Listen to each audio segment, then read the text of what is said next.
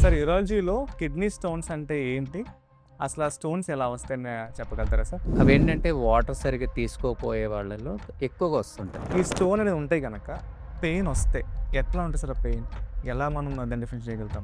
ఏ ఏజ్‌లో అయినా స్టోన్స్ అనేది కామన్‌గా వస్తుంటది. పెయిన్ అనేది చాలా తీవ్రంగా ఉంటది. అలా నెగ్లెక్ట్ చేస్తేంటంటే ఇన్ఫెక్షన్ రావడము. సో లొకేషన్ బట్టి కిడ్నీ స్టోన్ ఎక్కడుందో దాన్ని బట్టి మనకి పెయిన్ రావచ్చు కదా సార్? చిన్న స్టోన్స్‌ని కూడా నెగ్లెక్ట్ చేస్తే కిడ్నీ డ్యామేజ్ అయ్యే ఛాన్స్ ఎక్కువ ఉంటది. సర్జరీ చేశారు, స్టోన్స్ తీశారు, బాగానే ఉంది. ఇది మళ్ళా వచ్చే ఛాన్స్ ఉందంటారు సార్ స్టోన్స్ అనేవి?